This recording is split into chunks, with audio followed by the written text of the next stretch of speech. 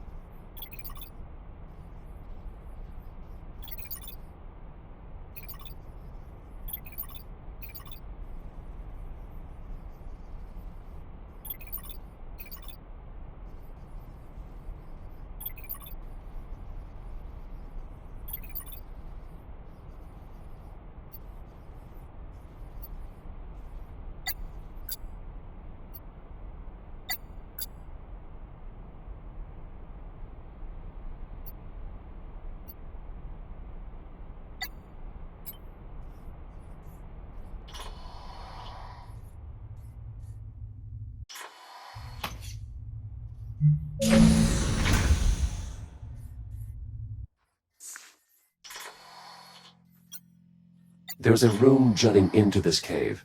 Could it be part of the biomass containment area? Negative.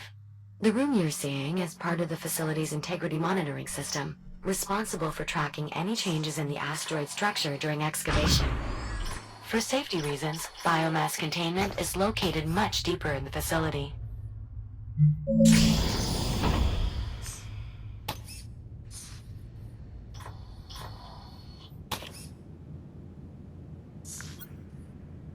Somewhat odd to leave this case empty.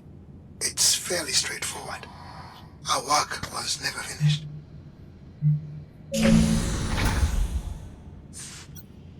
This device looks vaguely similar to the cranes we saw in the transit hub. Good eye, Jack. That's because it's an early version of the stasis field technology used by those cranes, as well as our cargo drones and many other systems. As you can imagine, the ability to manipulate objects without direct contact has significant advantages when dealing with the biomass. This appears to be some sort of focusing device. I haven't seen anything like it elsewhere on Chiron Station. It's actually a prototype of the technology our containment units use to keep Dix pacified. As in the technology that shorted out while Jack and I were trapped in the engineering bay. Yes, though that was due to the power cycling abnormally. I assure you, it's usually quite stable. Yeah, one would hope. A scale model of the FTL drive on Dr. Harlan's ship. Was the drive developed here? Not exactly. While the few FTL drives still in service were refitted here, the original design was actually reverse-engineered from the FTL drives left behind aboard the Estrella. That was done by your former employer, in fact. Wait, Atlas built them? Indeed. Before the company dissolved, of course. So Atlas reverse-engineered their own technology from the future? Technically, yes. Ah, how perfectly normal and not at all confusing. It seems someone was emphatic about maintaining the lockdown. That console would have controlled the bridge leading into the main facility. I assumed. I'm not seeing any backup controls in the blueprints, unfortunately. It's possible the cave contains systems not listed in the schematics. It may be worth a quick investigation. This bridge is currently disconnected, as part of the lockdown procedures. Correct. The doors won't open until both sides of the bridge are fully extended. Did they get everyone out? According to these logs... No. Not everyone got out. I believe this is a manual activation switch. It should restore power to the immediate area, as well as the rest of the research facility. Just keep in mind that you'll also be awakening any dormant biomass within.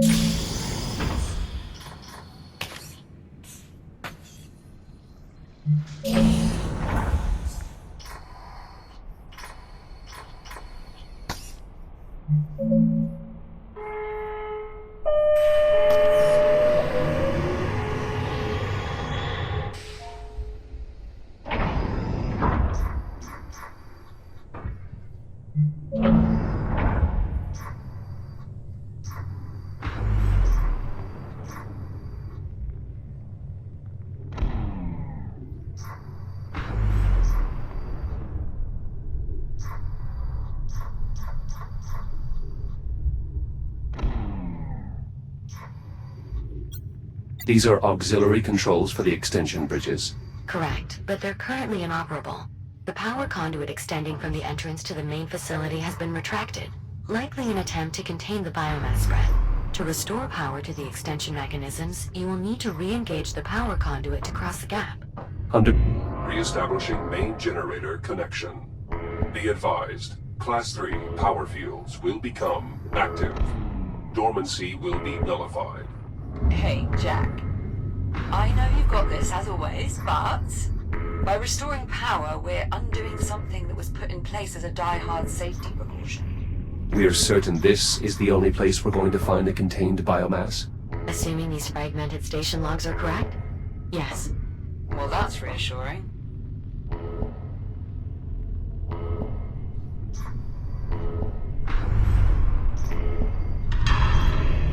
Finalizing connection.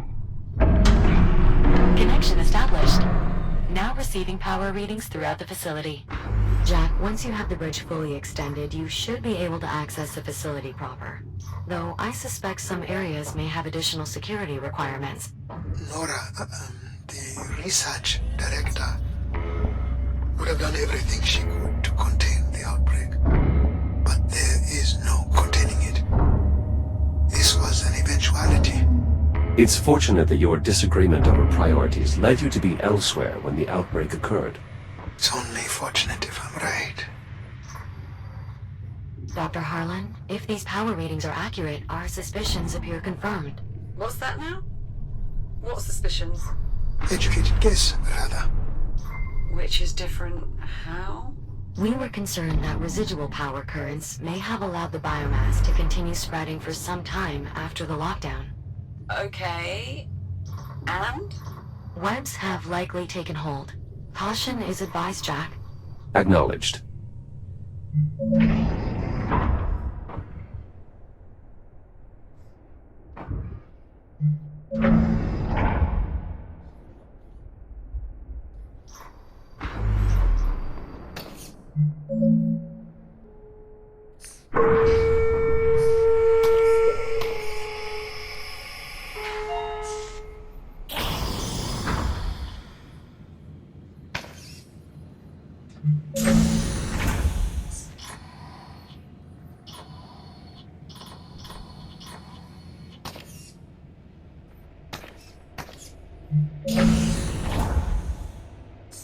I'm crossing into the main facility now. Copy that, Jack.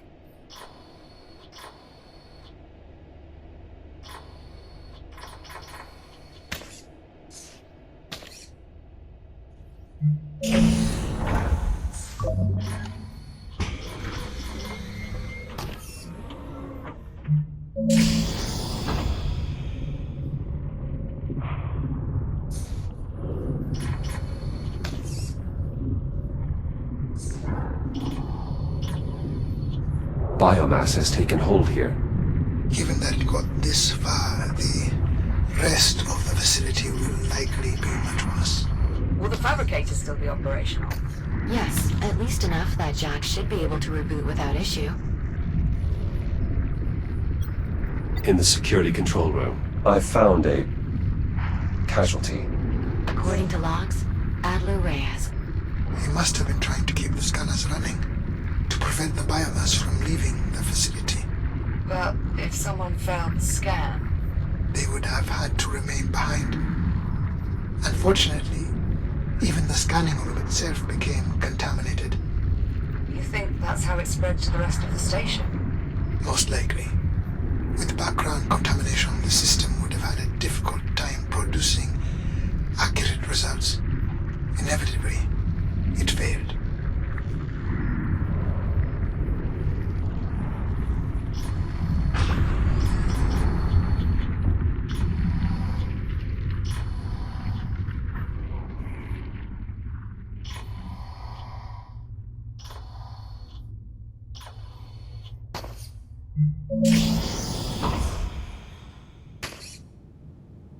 Jack, you are now entering the facility's lobby.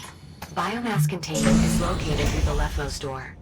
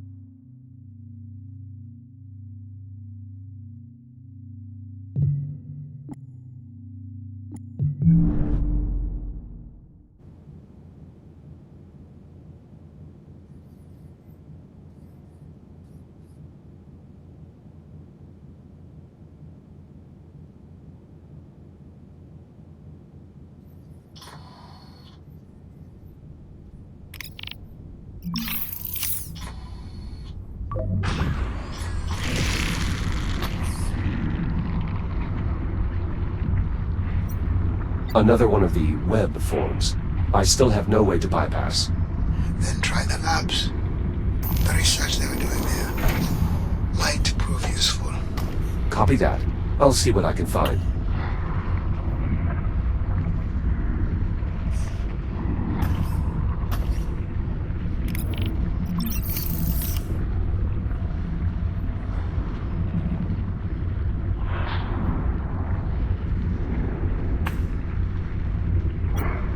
There's some kind of added security here. Dr. Everett Harlan reporting. Authorized laboratory access. Voice-activated authorization. That's a smart security feature. Thank you. And you're welcome. Electrical systems here are clearly suffering from extreme damage. The lobby's directory is effectively useless. Good thing we've got someone who knows their way around. Always happy to be of assistance, Captain. I was actually talking about Dr. Harlan. But thanks. Dr. Brianna Levington. She was one of our pathologists. Data recovery successful. She apparently died shortly after completing an emergency containment procedure. I'll play back the file. To engage a Type 3 containment firebreak, please follow these steps. First, locate the access panel. To release it, slide it perpendicular to its housing.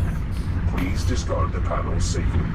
Next, grip the emergency disconnect switch. Pull it sharply. Local power systems should be activated. Lastly, if you have any reason to believe that you are carrying an infection, please refrain from crossing the firebreak. Doing so will nullify its effect. There's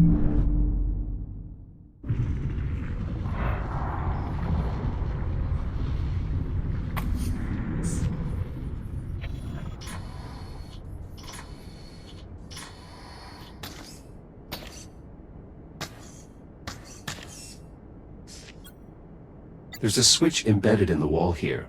This must be the emergency disconnect Dr. Leamington pulled to try and slow the outbreak. They really did all they could to try and get the infestation under control. They knew once it was out, they couldn't stop it. All they could do was buy time for everyone else on the station.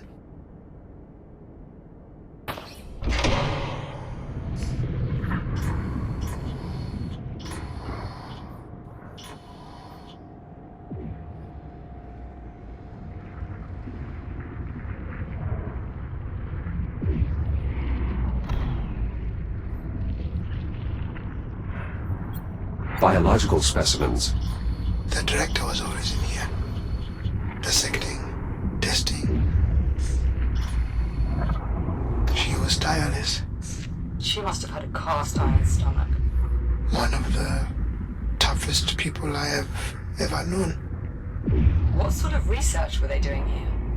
The director was convinced the cure was impractical. So she poured everything into containment technology. Did she have any luck? When I left, she had everyone working on miniaturizing the insulation cloaking from our containment unit. I'm not sure how far they got.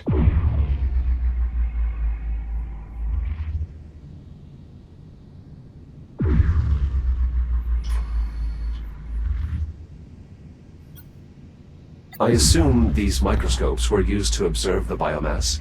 I believe so, yes. Development of the biomass containment technology required research at the macro, micro, and even nanoscopic scales. With these microscopes, the researchers would have been able to observe the effect of their containment technology in real time, with a more manageable sample size, of course. It must have been a heavy responsibility to work so closely with live biomass samples. It was not without its risks. So, would you say it was more or less risky than intentionally infecting your own FTL drive? If you have any less precarious solutions, Captain, more yes. This transparent aluminum is reinforced. Unfortunately, that's still not enough to withstand concerted biomass growth. These controls are running some sort of automated procedure. The system is no longer reachable over the network. Cut off by the biomass, no doubt. It must be an old test, abandoned during the outbreak and resumed now that we've restored power.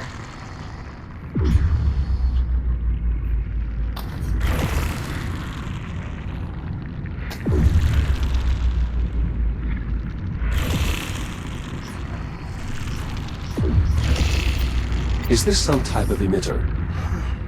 It looks to be a functional prototype. I knew she. They were close, but I didn't know they had moved into practical testing. The basic concept was to surround the biomass with a cloak of electromagnetic insulation, preventing energy from reaching it. Kind of like using a blanket to smother a flame.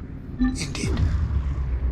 The idea was to build these cloak emitters as a reactive defense against the biomass, to contain it. I can see a wide range of applications. It's Just all lead-based, not a solution. I wish you could have seen that.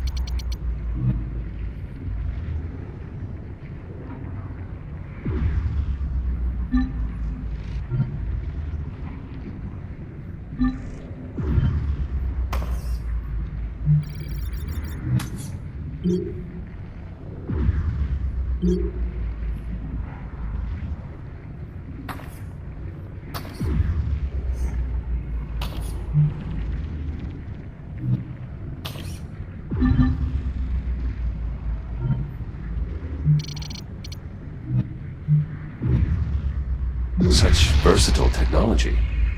And it still wasn't enough.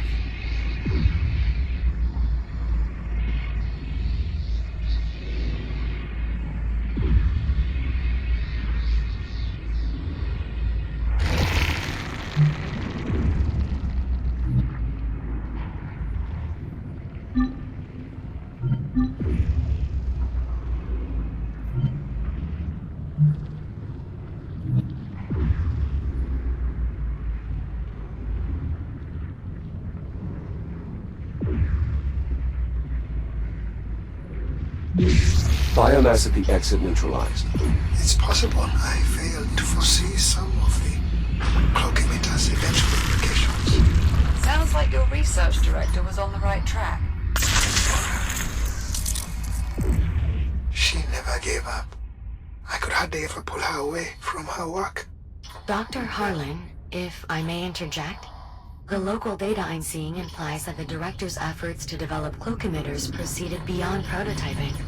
Portable versions were installed in some of the X3 medtech shells. Several of these shells appear to have been left behind in the medical wing. Are you saying what I think you're saying? I believe it may be possible to fit Jack with a similar device, a portable cloak emitter. What is involved? I'll need you to retrieve the data from one of the medtech shells here. With that, I should be able to reconstruct the portable cloak emitter's design. Copy that. I'll see what I can find. Can this door be unsealed? Unlikely, though I doubt we'll need to access its contents.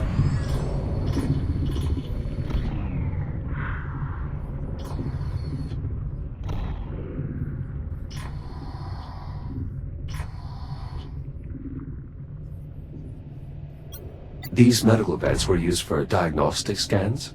And to monitor potential treatments. Many of my peers focused on post-diagnosis options. What sort of options? Pain management, transmission reduction. Though most patients with terminal diagnosis volunteered for cure research. Wait. There are diagnoses that aren't terminal. If the infection is limited to the extremities and has not yet penetrated the epidermis, amputation has a roughly 40% success rate. In emergencies, the integrated cutter, equipped by several models of the X3 shell, including Jack's, can... No. That's enough. Forget I asked. This log indicates a multitude of visitors. Some were children. Yes. Many of the station's personnel had families. Most of their children were suitably behaved. Some were not. Still, I hope they reached safety.